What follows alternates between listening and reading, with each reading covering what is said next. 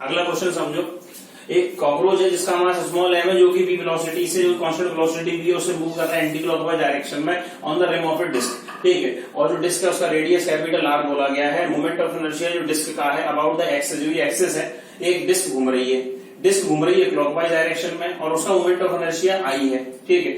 उसके बाद इसने क्या बोला कि जो कॉकरोच है उसका मास m है, वेलोसिटी से मूव कर रहा है एंटी क्लॉकवाइज डायरेक्शन में, और जो डिस्क घूम रही है उसकी एंगुलर वेलोसिटी मेरे को कांस्टेंट एंगुलर वेलोसिटी कितनी दे दी गई है, उसकी मेरे को कांस्टेंट एंगुलर वेलोसिटी ओमेगा बोल दी, ठीक है। अब उसने बोला अगर कॉकरोच जो है पहले भी वेलोसिटी से चल रहा था एंटी क्लॉकवाइज डायरेक्शन में, ये रुक जाता है, अगर ये रुक जाता है, ठीक है, तो अगर ये रुक जाता है इसके ऊपर, तो एंगुलर वेलोसिटी डिस्क की क्या होगी, जो एंगुलर वेलोसिटी होगी वो डिस्क की कितनी एंगुलर वेलोसिटी में चेंज आ जाएगा। तो हम समझते हैं अगर एक्सटर्नल टॉर्क 0 है क्योंकि ये मूव कर रहा है इंटरनल फोर्स की वजह से। अब मैं एक चीज देखूं, वो सिस्टम के लिए इंटरनल है, तो एक्सटर्नल टॉर्क अगर 0, तो एक्सटर्नल टॉर्क मेरे पास अगर 0 होगा मेरे बेटे, तो L इनिशियल इक्वल्स टू क्या हो जाएगा, L फाइनल। अगर L initial equals to L final, तो अगर मैं डिस्क के लिए देखूं, अगर मैं क्लॉकवाइज डिस्क रोटेट कर रही हूं उसका पॉजिटिव एंगुलर मोमेंटम मानूं, एंगुलर, और अगर जो एंटी क्लॉकवाइज चल रहा है उसका मैं अगर नेगेटिव मानूं, तो आपके डिस्क का क्या हो जाएगा, I।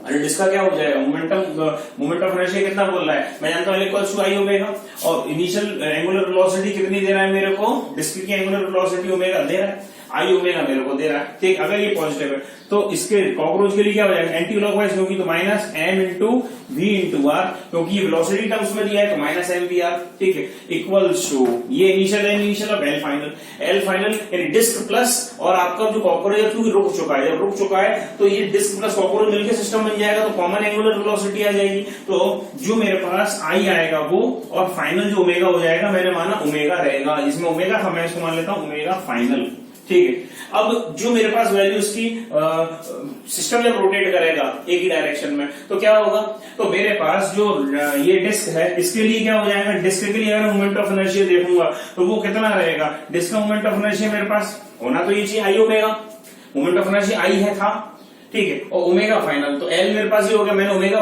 जो फाइनल है बाहर ले लिया, प्लस अब इसका जो चूंकि मेरे पास कॉकरोच रुक चुका है तो इसका मोमेंट ऑफ इनर्शिया क्या होगा, इसका मास कितना है मेरे पास, कॉकरोच का मास है स्मॉल m, तो स्मॉल m, और जो मेरे पास इसके लिए रेडियस है क्योंकि वेलोसिटी v से एंटी क्लॉकवाइज डायरेक्शन में, तो ये r square plus m r square, ठीक है, ये मेरे पास डिस्टेंस हो जाएगी। तो अगर ओमेगा फाइनल वेलोसिटी निकालूंगा तो ओमेगा फाइनल कितना आ जाएगा, ये आ जाएगा मेरे बेटे I omega minus m into V into R upon I plus और ये m r स्क्वायर। देखो इस क्वेश्चन को, इसमें कोई डाउट हो तो पूछो। चलो देखते हैं अगला क्वेश्चन बेटा, समझो इसको। हाँ बेटा देखो क्वेश्चन ध्यान से, क्वेश्चन में आपसे ये बोला गया, जो अगला क्वेश्चन है उसमें ये बोला कि हमने क्या किया, रॉड, इस क्वेश्चन को ध्यान से पहले सुन लेना फिर सॉल्व करना, ठीक है। हमने एक रॉड ले ली, जैसे मान के चलो ये रॉड है जो कि यूनिफॉर्म है, यूनिफॉर्म रॉड यानी डेंसिटी कांस्टेंट है उसकी, ठीक है। एक हमने रॉड ले ली, ये रॉड इस तरह से हॉरिजॉन्टल टेबल पर रखी हुई है, जैसे हॉरिजॉन्टल टेबल इस पे एक रॉड रखी हुई है। अब उसने बोला कि दो पार्टिकल्स हैं, मान के चलो एक पार्टिकल इधर से स्ट्राइक कर रहा है, एक पार्टिकल इधर से आके स्ट्राइक करता है, तो क्या बोला गया, ये रॉड थी जिसका जो मास था इस रॉड का वो था 8m, और इस रॉड की जो लेंथ थी वो थी टोटल लेंथ 6a।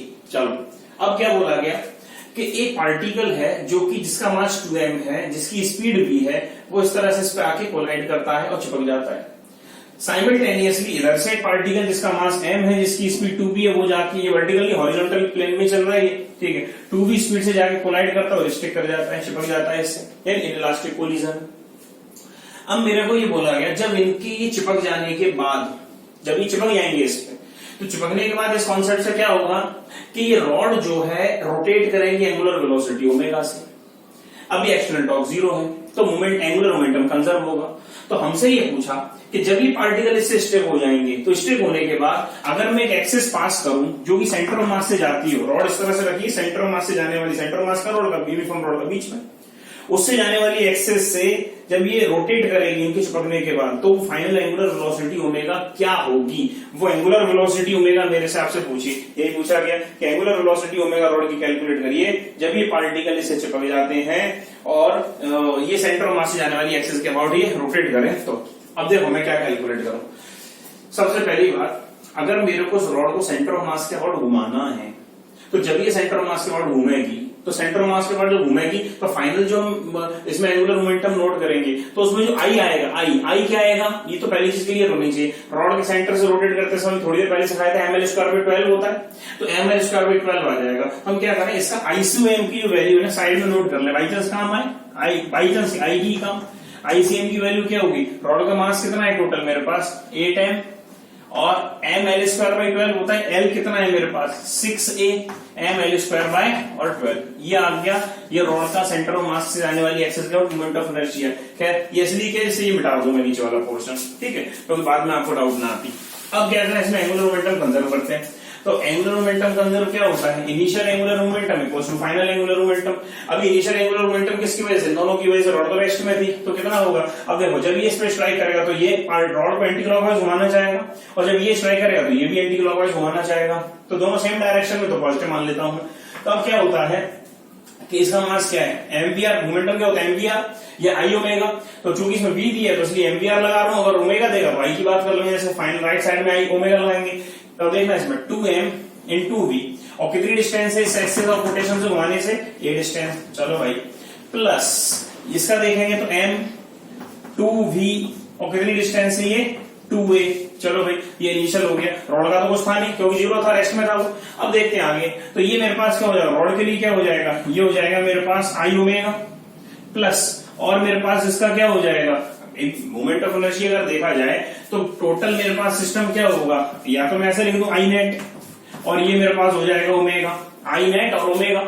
तो अब मैं इसकी वैल्यू जब नोट करूंगा आई नेट ओमेगा, तो रॉड का ओमेगा, आई नेट क्या होगा, सेंटर मास जाने वाली एक्सिस के रॉड, ये हो जाएगा 8m और 6 यानी ऐसे नोट कर लेते हैं 6a का स्क्वायर अपॉन 12 प्लस, और इसका मोमेंट ऑफ इनर्शिया कितना होगा, अगर मैं इसका मोमेंट ऑफ इनर्शिया देखूंगा जब ये रॉड से स्टिक कर चुके होंगे, तो भाई बताओ इसका रॉड जब ये रॉड से स्टिक कर चुके होंगे तो मोमेंट ऑफ इनर्शिया क्या होगा, बोलो भाई, अरे बोलते नहीं हो यार, क्या होगा मोमेंट ऑफ इनर्शिया, तो सर mr स्क्वायर होगा, भाई पार्टिकल है तो mr स्क्वायर होगा मोमेंट ऑफ इनर्शिया। अब इसका मोमेंट ऑफ इनर्शिया नोट करेंगे तो ये कितना हो जाएगा 2m, और इंटू डिस्टेंस कितनी है एक्स ऑफ रोटेशन से a स्क्वायर, प्लस इसका मास कितना है m, और इसकी एक्स ऑफ रोटेशन से डिस्टेंस कितनी है 2a का स्क्वायर, ये आ गया, और इंटू ओमेगा, ये आ गया। मेरे को ओमेगा कैलकुलेट करना था, तो ओमेगा जब फाइनल पूरा सिस्टम एंटी क्लॉकवाइज रोटेट कर रहा है तो ओमेगा की वैल्यू एंटी क्लॉकवाइज रोटेट करेगी, और जब इसको आप इक्वेशन को सॉल्व करोगे तो ओमेगा की वैल्यू आ जाएगी, वो आ जाएगी v/5a। ये मेरे पास इक्वेशन, तो ये कितना हो जाएगा, इसको सॉल्व कर लेंगे प्लस इसको, उसको डिवाइड में जाएंगे तो जो वैल्यू आ जाएगी ओमेगा की वो कितनी आ जाएगी v/5a, और किस तरह से, तो एंटी पुलिस बुला ले कि एंटी क्लॉकवाइज डायरेक्शन में होगा, एंटी क्लॉकवाइज डायरेक्शन में होगा, ओमेगा की वैल्यू भी आ गई। इस क्वेश्चन में कोई डाउट हो तो पूछो, और देखो बेटा फिर अगला क्वेश्चन ध्यान से समझो। हाँ बेटा, तो समझो ध्यान से, अगला जो कॉन्सेप्ट है मेरे बेटे वो है रेडियस ऑफ गायरेशन। इस कॉन्सेप्ट को समझिएगा, अगला कॉन्सेप्ट क्या है, रेडियस ऑफ गायरेशन। चलिए इसको ध्यान से समझ लें एक बार, रेडियस ऑफ गायरेशन। ये रेडियस ऑफ गायरेशन को कैसे शो करते हैं, क्या होता है, जैसा कि उसका नाम है गायरेशन का रेडियस, रेडियस यानी डिस्टेंस है। तो सुनना, मैंने क्या किया, पहले मेरी बात सुनना, उसके बाद इस रेडियस ऑफ गायरेशन को सीखते हैं। बेसिकली इसका रोलिंग मोशन में छोटे से फॉर्मूले में यूज आएगा, इस वजह से इसको देखा जा रहा है यहाँ, ठीक है, के स्क्वायर बाय आर स्क्वायर का लॉजिक आएगा। पहली चीज सुने, रेडियस ऑफ गायरेशन क्या होता है। हमने क्या किया, एक मेरे पास मान के चलो डिस्क थी, ठीक है, डिस्क का खुद का जो एक्सिस था उसके बाद मोमेंट ऑफ इनर्शिया क्या होता है mr स्क्वायर बाई 2, ठीक। अब हमने क्या बोला आपसे कि डिस्क जो है पूरा का पूरा मास उसका अपने एक्सिस ऑफ रोटेशन का, और जैसा सिमेट्रिकल डिस्ट्रीब्यूशन था वैसा है। अब मैं ये चाहता हूं कि मैं इस पूरे मास के डिस्ट्रीब्यूशन को डायरेक्ट पॉइंट मास बना दूं, तो सुनना क्या किया गया, साइंटिस्ट ने क्या बोला, साइंटिस्ट ने ये बोला कि अगर आप रेडियस ऑफ गायरेशन निकालना चाहते हो तो पूरे ऑब्जेक्ट को पहले स्टेप नंबर 1 पॉइंट मास में कन्वर्ट कर दो, छोटा सा पॉइंट मास बना दो। पॉइंट मास बनाने के बाद एक्सिस ऑफ रोटेशन जो थी वैसी रहने दो, उस पॉइंट बने हुए पॉइंट मास को एक्सिस ऑफ रोटेशन से कितनी दूर रखूं, सुनना, इस बने हुए पॉइंट मास को इस एक्सिस ऑफ रोटेशन से कितनी दूर रखूं, और रखने के बाद वहां से घुमाऊं उस एक्सिस ऑफ रोटेशन के अबाउट में, तो वही मोमेंट ऑफ इनर्शिया है जो एक्चुअल मास डिस्ट्रीब्यूशन का उसी एक्सिस ऑफ रोटेशन के अबाउट में आ रहा था। तो उस डिस्टेंस को बोलते हैं रेडियस ऑफ गायरेशन। मैंने क्या बोला उसको देख एक बार, मैंने बोला कि रेडियस ऑफ गायरेशन क्या है, किसी भी एक्सिस ऑफ रोटेशन से वो परपेंडिकुलर डिस्टेंस है, किसी भी एक्सिस ऑफ रोटेशन से वो परपेंडिकुलर डिस्टेंस है, जिस डिस्टेंस पे जाके मैं कोई पॉइंट मास रख दूं इस पॉइंट मास का जो moment of inertia I equals to कितना आएगा इसका mk²।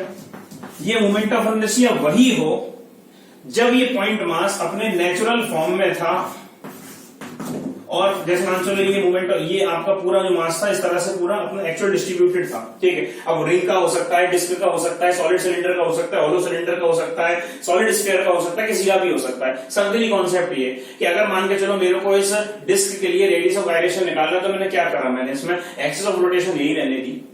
ये इसको बोलते हैं एक्चुअल मास डिस्ट्रीब्यूशन।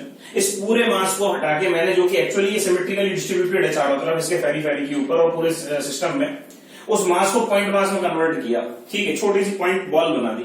उस बॉल को इस एक्सिस ऑफ रोटेशन से कितनी दूर रखूं कि जिसका मोमेंट ऑफ इनर्शिया वही आए जो मोमेंट ऑफ इनर्शिया इसका आ रहा था। तो इसका मोमेंट ऑफ इनर्शिया कितना आता, I इक्वल्स टू mr²/2 आता। अब उसने बोला कि वो डिस्टेंस निकालनी है जिसका मोमेंट ऑफ इनर्शिया सेम हो, यानी ये और ये मोमेंट ऑफ इनर्शिया सेम हो। अगर मोमेंट ऑफ इनर्शिया सेम हो तो mr²/2 equals to mk²। m से m समाशम हो गया, तो मेरे पास k²/r² की वैल्यू तो पहली चीज क्या आ गई, तो k²/r² तो आ गया 1/2। अगर मैं k देखूं रेडियस ऑफ गायरेशन की वैल्यू, तो k कितना आ गया मेरे पास, k की वैल्यू आ गई r/√2। इसका मतलब ये मुझे क्या मिला, ये मुझको वो डिस्टेंस मिली कि अगर जब इस पूरे डिस्क को पॉइंट मास बनाता, एक्सिस ऑफ रोटेशन से, इसी एक्सिस ऑफ रोटेशन से अगर मैं इतनी डिस्टेंस पे रख देता, तो वही मोमेंट ऑफ इनर्शिया आ रहा होता जो एक्चुअल डिस्ट्रीब्यूटेड ऑफ मास का आता था। चलो ये मैंने किसके लिए देखा, ये सेक्शन मैंने डिस्क के लिए देखा। इसके को बोलते हैं perpendicular distance from the axis of rotation eight which the mass when converted into point mass placed give the same value of moment of inertia which were coming from the original distribution of mass about that particular axis of rotation, ठीक है। अब मान के चलो मैंने disc के लिए देखा, मैं रिंग के लिए देख लूं। रिंग के लिए जैसे मान चलो ये रिंग है, इसका moment of inertia axis of rotation के अराउंड में क्या होता है मेरे बेटे, mr² होता है। मेरे को रेडियस ऑफ गायरेशन मैंने क्या इसी एक्सिस ऑफ रोटेशन से क्या करो, इसको पॉइंट मास बनाओ, पॉइंट मास बना के रख दो। ये डिस्टेंस परपेंडिकुलर k है, इसी एक्सिस ऑफ रोटेशन से मोमेंट ऑफ इनर्शिया कितना आएगा इसका mk²।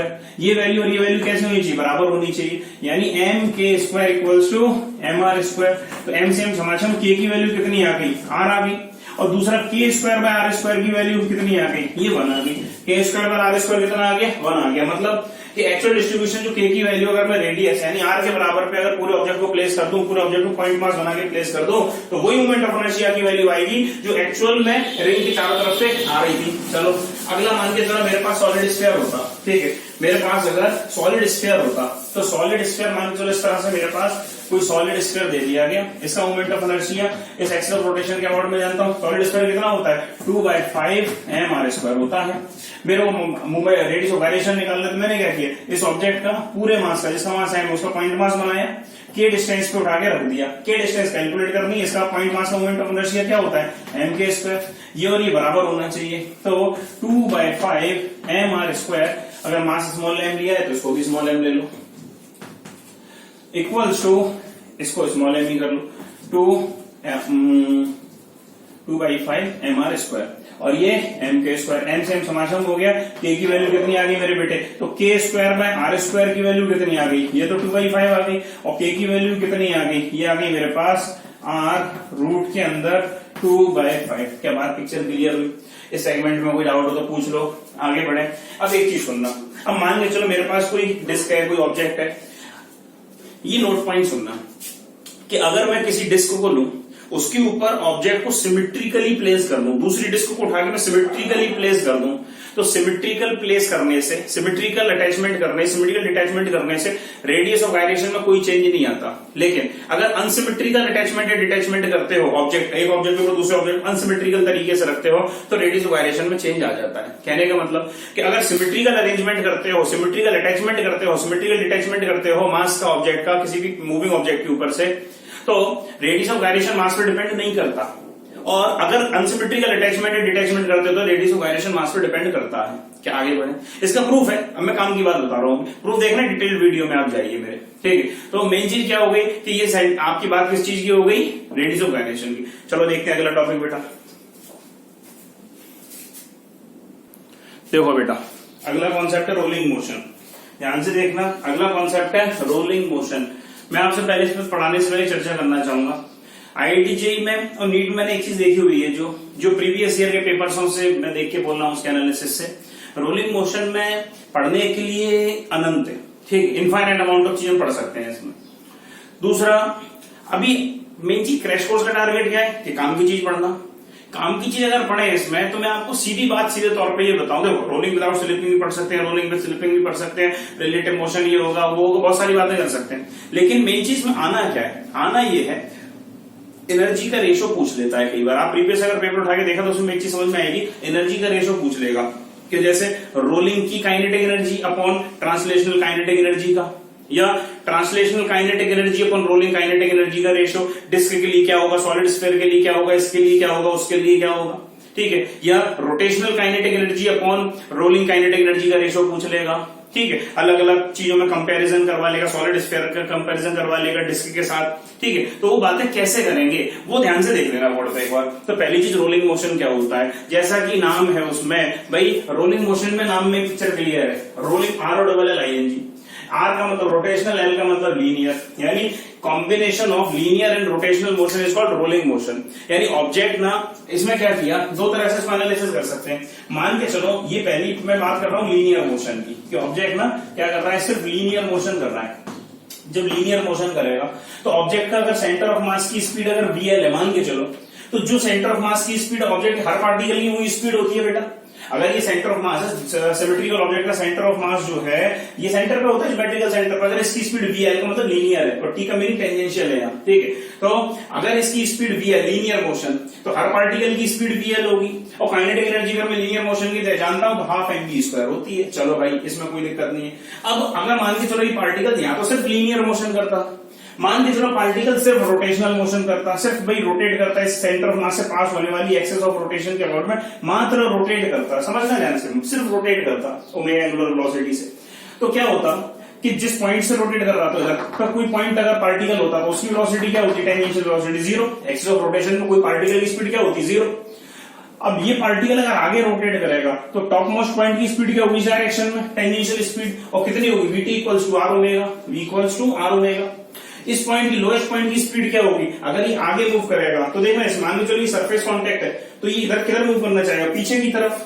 ये भाई ऐसे रोटेट करेगा तो ये पीछे जाएगा, तो पीछे जाएगा तो इसकी स्पीड क्या होगी, पीछे की तरफ, VT equals to R omega. Top most point आगे की तरफ और जो एक्सिस ऑफ रोटेशन पे लाई करता है उसकी स्पीड होती है 0। चलो भाई रोटेशनल काइनेटिक एनर्जी में जानते हो हाफ I ओमेगा स्क्वायर होती है, M को I से रिप्लेस करते हैं, V को ओमेगा से रिप्लेस करते हैं, हाफ I ओमेगा स्क्वायर होती है। अब मैं जानता हूं कि रेडियस ऑफ गायरेशन के टर्म्स में निकालते हैं तो थोड़ा इजी हो जाता है कंपैरेटिवली देखा जाए तो, क्योंकि मेरे को I नहीं देगा, लेकिन मैं K by K square by R square relation तुरंत बता सकता हूँ किसी भी ऑब्जेक्ट के लिए। तो हाफ I ओमेगा स्क्वायर में I को क्या लिख सकता हूँ, MK स्क्वायर, अरे भी सीधा रेडियस ऑफ गायरेशन में I को MK स्क्वायर, ओमेगा को मैं V by R, V equals to omega R, तो ओमेगा V बाई R। इसको फर्दर सॉल्व किया कैंसिल आउट करके, तो ये क्या मिला मेरे को, rotational kinetic energy half mv square K square by R square, K square by R square अभी मैंने थोड़ी देर पहले बोला था रेडियस ऑफ गायरेशन में, ये भी काम आएगा आगे, तो ये मैंने इस टर्म्स में निकाल दिया। अब अगर मान के चलो ये दोनों एक साथ हो रहे होते कि ऑब्जेक्ट घूम भी रहा होता और चल भी रहा होता, यानी इस वाले केस में ऑब्जेक्ट घूम भी रहा है एंगुलर वेलोसिटी ओमेगा से और लीनियर मोशन भी कर रहा है, तो क्या होगा, उस मोशन के इन दोनों की कॉम्बिनेशन जो कि एट द सेम टाइम हो, इसी को बोलते हैं रोलिंग ऑन अ सरफेस। अब इसमें क्या होगा, टॉप मोस्ट पॉइंट की ये स्पीड क्या थी, VT, मैंने VT बना दी, ये VL मैंने VL बना दी, दोनों सेम डायरेक्शन में तो ऐड हो जाएंगे। अगर इस पॉइंट की नेट स्पीड देखेंगे टॉप मोस्ट पॉइंट की तो कितनी हो जाएगी, ये हो जाएगी VL प्लस VT, ठीक है। लोएस्ट पॉइंट की स्पीड देखेंगे तो क्या हो जाएगी, अगर मान के चलो टेंडेंसी आगे मूव करने की है तो हो जाएगी, जैसे मान चलो फॉरवर्ड मोशन करने की टेंडेंसी है तो हो जाएगी VL माइनस VT, और टेंडेंसी अगर पीछे मूव करने की है तो क्या हो जाएगी, VT माइनस VL। ये हो जाएगी रिलेटिव वेलोसिटी इस कॉन्टेक्ट पॉइंट की, ये वो पॉइंट है जो सरफेस के कॉन्टेक्ट में है, ठीक है। चलो हाँ बेटा, तो बात समझ में आ रही है कि नहीं आ रही। अब ने आपसे क्या बोला कि लीनियर मोशन भी करें और रोटेशनल मोशन जब दोनों मिलके करें तो उसको आपका रोलिंग बोलते हैं। तो इसमें क्या, अगर टेंडेंसी आगे की तरफ मोशन करने की तो VL माइनस VT, टेंडेंसी पीछे की तरफ तो VT माइनस VL, यानी टेंजेंशियल माइनस और आपका लीनियर वेलोसिटी। अब रोलिंग अगर मोशन एक चीज देखें, इसमें थोड़ी सी देर में चर्चा कर रहा हूं, पहले मैं रोलिंग मोशन में नेट काइनेटिक एनर्जी निकालूं तो क्या होगी, kinetic energy rolling plus kinetic energy tangential, ठीक है। तो ये क्या हो जाएगी मेरे पास बेटे, ये आपको जरा समझ में आया, अब समझो जरा। अगर काइनेटिक एनर्जी रोलिंग मोशन की निकाली जाए तो कितनी हो जाएगी, सीधे सीधी क्या हो जाएगी, इन दोनों का एडिशन। तो इन दोनों को अगर मैं ऐड करूंगा तो क्या मिल जाएगा, 1/2 mv², ये कॉमन ले लूंगा, और ये क्या मिल जाएगा 1 + k²/r²। So it's the required value for kinetic energy which is used in rolling motion. अब हमारा टारगेट है कंप्लीट हो गया, ठीक है, यानी रोलिंग मोशन की हमने काइनेटिक एनर्जी निकाली, उस पर चर्चा भी कर रहा हूं, उसको होल्ड करना, ठीक है। रोलिंग की काइनेटिक एनर्जी हमने कैलकुलेट कर ली। अब क्वेश्चन क्या आएगा, तो क्वेश्चन पे फोकस करें। क्वेश्चन ये आएगा, आपसे बोलेगा कि भाई मेरे को डिस्क के लिए या रिंग के लिए या सॉलिड स्फीयर के लिए काइनेटिक एनर्जी भाई linear upon kinetic energy rolling, इसका रेशियो बता दो, या डिस्क के लिए, स्फीयर के लिए, सॉलिड स्फीयर के लिए, डिस्क स्फीयर के लिए ये कंपेयर करके बता दो कि भाई इसका रेशियो सबसे ज्यादा डिस्क के लिए होगा कि सॉलिड स्फीयर के लिए होगा, किसके लिए होगा, ये क्वेश्चन। या क्वेश्चन ये बोल देगा कि जैसे लीनियर बोला, वो बोल देगा कि rotational kinetic energy upon rolling kinetic energy का रेशियो बता दो। इजीली निकाल सकते हैं, हमने रोलिंग काइनेटिक एनर्जी निकाल ली, हमने लीनियर देख ली, हमने आपका रोटेशनल देख ली। अब बात इस पे कर लेते हैं जरा, तो देखना, इसको बोलते हैं रोलिंग मोशन। लेकिन अगर मान के चलो कि या तो ये वाला केस हो या ये वाला केस हो, तो इसको बोलते हैं रोलिंग विद स्लिपिंग। क्या बोलते हैं, रोलिंग विद स्लिपिंग। ये जो कांटेक्ट पॉइंट है, जो अर्थ के कांटेक्ट में है, ये सरफेस के कांटेक्ट में, अगर मेरे को प्योर रोलिंग करनी है तो प्योर रोलिंग क्या होगा, प्योर रोलिंग का मतलब होगा कि इस कांटेक्ट पॉइंट की जो नेट स्पीड है वो क्या हो जाए, रिलेटिव वेलोसिटी क्या हो जाए, 0। यानी अगर मेरे को प्योर रोलिंग करनी है तो प्योर रोलिंग कब कर सकता हूं मैं, प्योर रोलिंग तब कर सकता हूं जब मान के चलो ये कोई पॉइंट पी पॉइंट होता, तो वीपी की जो नेट वेलोसिटी हो जाती वो कैसी हो जाती, 0। वो कब 0 हो जाती, जब वीएल और वीटी कैसे हो जाते हैं आपस में बराबर। जब बराबर हो जाते हैं तो ये कितनी स्पीड हो जाती है, 2v। मान चलो अगर स्पीड v है तो ये कितनी हो जाती है, 2v। ये स्पीड कितनी होती, v होती, और ये कांटेक्ट पॉइंट की स्पीड कैसी होती, 0 होती। यानी अभी मोशन करता तो अभी इस लाइन का मोशन देखते तो ये इस तरह से ये बेंड होती चली जाती लाइन। क्या पिक्चर समझ में आ रही है, आगे बढ़े। तो प्योर रोलिंग में मेरे को क्या याद रखना है, प्योर रोलिंग करनी है तो कांटेक्ट पॉइंट की रिलेटिव वेलोसिटी क्या कर दो, 0। यानी नेट वेलोसिटी जो बैकवर्ड डायरेक्शन और फॉरवर्ड डायरेक्शन में इक्वल अपोजिट हो जाए तो नेट वेलोसिटी जब 0 हो जाए, यानी कांटेक्ट पॉइंट 0 हो जाए, तो जो रोलिंग है उसको क्या बोलते हैं, प्योर रोलिंग बोलते हैं। क्या ये रोलिंग मोशन का समझ में आया। अब एक आपका छोटा सा होमवर्क मैं आपको इस टॉपिक रोलिंग के लिए दे रहा हूं। आप मेरे को कमेंट सेक्शन में ये बताएंगे कि भाई रिंग के लिए, डिस्क के लिए और सॉलिड स्फीयर के लिए क्या क्या। पहला पॉइंट, k²/r² का रेशियो क्या क्या आएगा। दूसरा पॉइंट, काइनेटिक एनर्जी आपका rotational upon kinetic energy rolling का रेशियो सबके लिए क्या आएगा, ये। तीसरा पॉइंट, अगला पॉइंट, काइनेटिक एनर्जी आपका linear upon kinetic energy rolling का रेशियो क्या क्या आएगा। ये मेरे को आप कमेंट सेक्शन में एक बार बताएंगे और इसको आप सॉल्व भी करेंगे, तो आपको एक चीज समझ में आएगी कि कुछ जेईई मेंस और आपके नीट के कुछ क्वेश्चन आप प्रीवियस ईयर के सॉल्व कर चुके हैं। चलो आगे बढ़ते हैं। हाँ बेटा, अब अगला कॉन्सेप्ट देखते हैं, ध्यान से समझो। अगला जो कॉन्सेप्ट है वो है rolling motion on incline surface, या इंक्लाइन प्लेन पर रोलिंग मोशन कैसा होगा। मान के चलो जो बॉल है, एक बॉल जिसका मास m है, जो कि सरफेस पे, इंक्लाइन सरफेस पे रखा हुआ है h हाइट पे, ठीक है। इंक्लाइन सरफेस की हाइट h है, इसका जो इंक्लिनेशन एंगल है वो थीटा है, और जो इंक्लाइन सरफेस है इसकी जो लेंथ ऑफ पाथ है वो है s, ठीक। अब मेरे को रोलिंग, इसमें जैसे ही पार्टिकल को यहां से रिलीज किया, तो जब पार्टिकल को रिलीज करेंगे तो ये रोल करता हुआ नीचे आएगा।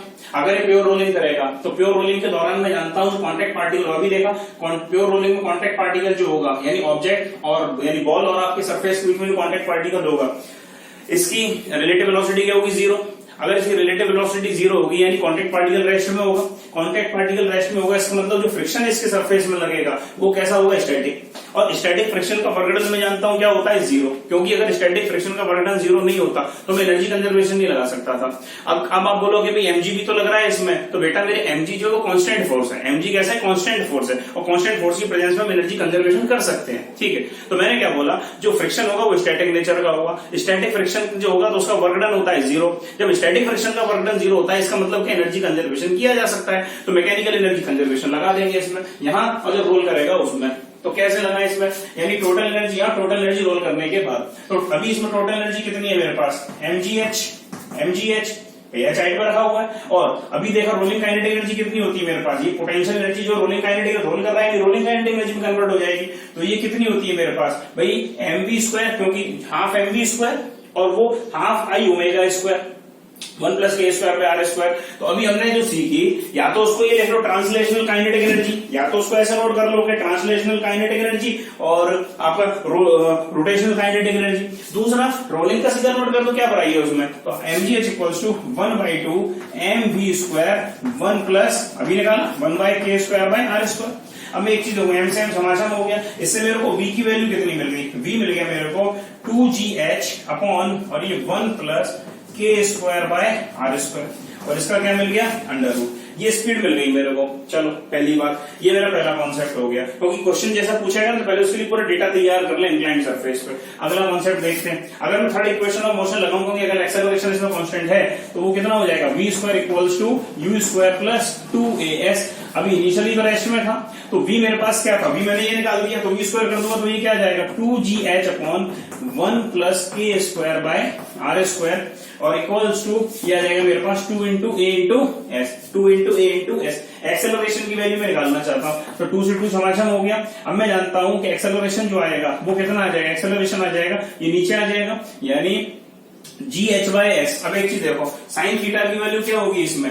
भाई, अगर मैं h/s की वैल्यू देखूं तो वो कितना आ जाएगा साइन थीटा, h/s कितना आ जाएगा साइन थीटा। तो ये जो s को नीचे लाऊं तो h/s के क्या लिख दूंगा, ये हो जाएगा मेरे पास g साइन थीटा अपॉन और ये 1 plus k square by r square. ये मेरे पास क्या आ गया, एक्सेलरेशन आ गया। अगली चीज निकालूं कि टाइम कितना लगेगा, तो टाइम देख लो, सेकंड इक्वेशन ऑफ मोशन में जानता हूं s equal to ut plus half at square, s equals to ut plus half at square. Initially 0, displacement मेरे पास s है इक्वल्स टू, और ये कितना हो जाएगा, यानी ये हो जाएगा मेरे पास सीधा सीधा t की वैल्यू कितनी आ जाएगी, अंडर रूट के अंदर 2s अपॉन a, और a कितना है मेरे पास t स्क्वायर है ना, a कितना है मेरे पास g साइन थीटा, यानी g साइन थीटा, और 1 plus k square by r square आ जाएगा मेरे बेटे ऊपर, 1 plus k square by r square क्या आ जाएगा ऊपर आ जाएगा। अब मैं एक चीज देखूं, तो मैंने टाइम ऑफ फ्लाइट कैलकुलेट कर लिया, ये सारी वैल्यू मैंने कैलकुलेट कर ली है। इतने सेक्शन में कोई डाउट हो तो पूछो, इसको नोट कर लो एक बार, आगे बढ़े। अब इससे मेरे को क्या समझ में आना चाहिए कि इंक्लाइन सरफेस पे जब रोलिंग मोशन होगा, pure rolling motion incline surface पे होगा, तो वो जो स्पीड होगी वो इतनी होगी, उसके बाद स्पीड इतनी होगी, एक्सेलरेशन इतना होगा और टाइम इतना होगा। इससे मैंने क्या सीखा, मेरे को कुछ कॉमन चीज समझ में आ रही है। कॉमन क्या समझ में आ रहा है, क्वेश्चन ऐसा आएगा, क्वेश्चन सुनना, क्वेश्चन ये आएगा कि अगर रिंग इफ रिंग कॉम, ये पूछा जो क्वेश्चन आईआईटी का जो बोल रहा हूं सुनना, if ring comma disc comma solid sphere comma solid cylinder start to rotate from incline surface, किसी एक इंक्लाइन प्लेन से एक साथ अगर इनको मैं छोड़ देता हूं, रोटेट करना स्टार्ट करते हैं, कौन कौन, ring disc solid sphere solid cylinder, ये स्टार्ट करते हैं रोटेट करना स्टार्ट करते हैं इंक्लाइन सरफेस से एट द सेम टाइम। तो जब ये रोल करके नीचे आएंगे, बेस पे आएंगे, उस समय इनके टाइम में सभी के ऑब्जेक्ट के टाइम ऑफ कमिंग में क्या रिलेशन होगा, स्पीड में क्या रिलेशन होगा, एक्सेलरेशन में क्या रिलेशन होगा, ये क्वेश्चन आया हुआ क्वेश्चन है, ठीक है, तो निकाल सकते हैं। अब देखो इसमें कैलकुलेशन रिलेशन पूछा ना, तो कॉमन क्या है, 1 plus k square by r square, 1 plus k square by r square, 1 plus k square by r square. ये इसलिए के स्क्वायर बाय आर स्क्वायर को मैंने आपसे पहले बोला था दिमाग में रखिए, क्योंकि यहाँ काम आ रहा है। देखो कैसे रिलेशन है, अगर मैं स्पीड के लिए देखूं, कंक्लूजन देखूं, तो स्पीड कैसे डिपेंड करती है इस पे, स्पीड जो है वो इनवर्सली प्रोपोर्शनल है किस चीज के, 1 plus k square by are square के। एक्सेलरेशन अगर मैं देखूं तो एक्सेलरेशन इनवर्सली प्रोपोर्शनल है 1 upon 1 plus k square by are square के। और अगर मैं टाइम को देखूं तो टाइम किस तरह से, वो डायरेक्टली प्रोपोर्शनल है अंडर रूट के अंदर 1 plus k square by r square के। इस पोर्शन में कोई डाउट हो तो पूछो, आगे बढ़े। ये बात समझ में आई, क्वेश्चन कैसे आता है समझ में आया, क्वेश्चन आता कैसे, वो क्वेश्चन ही एक तरीके से आपको मैंने क्वेश्चन जो बोला अभी थोड़ी देर पहले, इसको सॉल्व करिएगा। चलो आगे बढ़ते हैं, सुनो। आइए बच्चों अगला कॉन्सेप्ट समझते हैं, ध्यान से देखो इस कॉन्सेप्ट को। अब हमने क्या है, कुछ नोट पॉइंट और फिर न्यूमेरिकल सॉल्व करते हैं। तो पहला नोट पॉइंट, अभी हमने क्या सीखा, अभी हमने इंक्लाइन प्लेन पे रोलिंग मोशन सीखा। अब मैं जानता हूं अगर इंक्लाइन प्लेन पे मेरे को रोलिंग मोशन करना है तो एक्सटर्नल फोर्स क्या लगता है, याद करो न्यूटन लॉ ऑफ मोशन का लेक्चर। जब ऑब्जेक्ट नीचे रोल होकर आएगा तो क्या लगेगा उस पर, एक्सटर्नल फोर्स क्या होगा, यूनियन बैलेंस होगा, एक्सटर्नल क्या होगा, mg sin थीटा।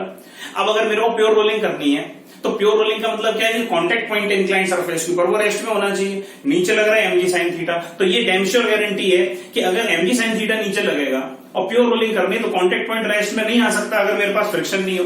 तो ये तो कंफर्म है कि अगर प्योर रोलिंग इंक्लाइन सरफेस में मेरे को करनी है तो फ्रिक्शन कंपलसरी फैक्टर है जो कि लगना ही पड़ेगा। तो लगना कितना चाहिए? अब जो फ्रिक्शन लगना चाहिए जो लगता है उसको कितना लगता है? इतना लगता है mg sin theta upon 1 plus r square by k square. Derivation फिर बोलूंगा, डेरिवेशन देखना चाहिए, काम की बात है ये। डेरिवेशन देखना है आप मेरे वीडियो पे जाइए, डिटेल वीडियो पे, ठीक है, यह काम की बात है।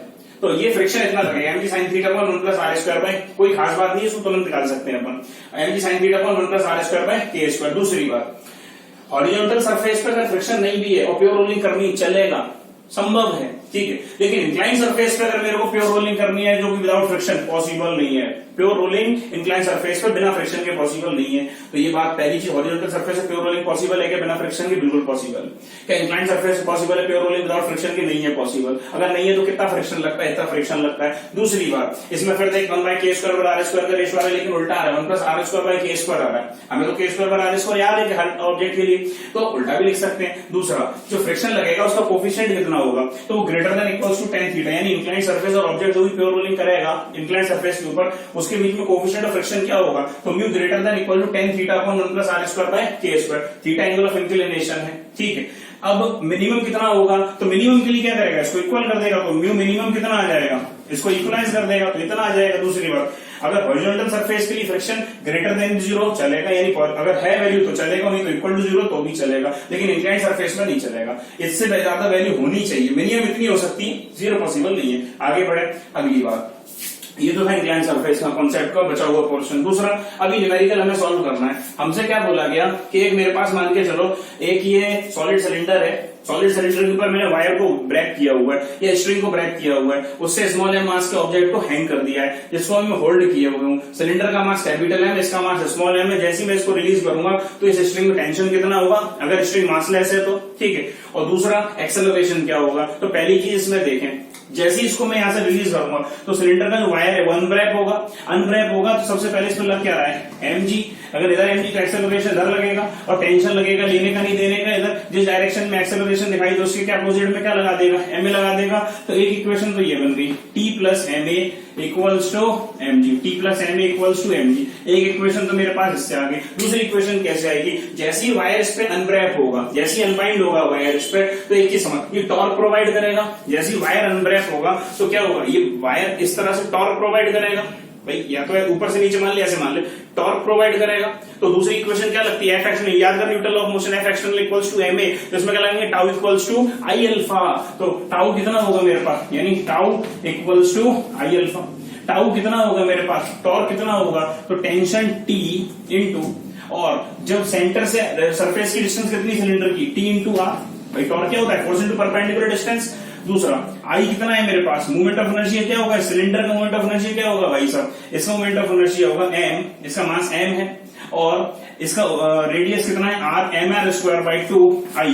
और अल्फा, अल्फा कितना होगा? मैं जानता हूं a equal to R alpha. तो अल्फा इक्वल टू क्या आ जाएगा? a bye are. आर से ये और ये कैंसल आउट हो गया। दूसरा, कुछ बच रहा है क्या? तो t की वैल्यू जो आ गई मेरे पास वो कितनी आ गई? ma/2। t की वैल्यू जो आ गई वो कितनी आ गई? t equals to ma/2। मेरे पास दो इक्वेशन आ गई, दो इक्वेशन, दो अननोन। मैं t की वैल्यू को उठा के यहाँ पुट कर दूंगा जैसे, तो ma/2, ठीक है। इससे मैं जैसे पुट करूंगा तो इससे मेरे पास एक्सेलरेशन आ जाएगा, और जो एक्सेलरेशन की वैल्यू आ जाए उसको यहाँ पुट कर दोगे तो क्या आ जाएगा? टेंशन आ जाएगा। ये कर पाओगे क्या बेटा? ये तो बेसिक मैथ बचा हुआ, कॉन्सेप्ट मैंने समझा दिया है। चलो अब मेरी बात सुनो बेटा, रोटेशनल मोशन का जो मेरा आज क्रैश कोर्स का टारगेट था, रोटेशनल मोशन का, मैंने कंप्लीट किया बेटा। आज का हमारा क्रैश कोर्स का टारगेट जो कि रोटेशनल मोशन था पूरी तरह से कंप्लीट हुआ। जेईई मेंस और नीट के रिगार्डिंग आप इस चैप्टर को अच्छे से पढ़िए, पूरे वीडियो को अच्छी तरह से समझिए, उसको देखिए, और न्यूमेरिकल की प्रैक्टिस बहुत अच्छी तरह से करिए। टेलीग्राम ऐप से इसके डाउनलोड कर लीजिए जो मैंने डीपीपी में डाली हुई है, और उससे अच्छी तरह से प्रैक्टिस करिए। कोई डाउट हो तो कमेंट सेक्शन में बताइए, आपकी डाउट क्वेरीज जो है वो क्लियर की जाएंगी। थैंक यू बच्चों, आगे की बातें अगले वीडियो में।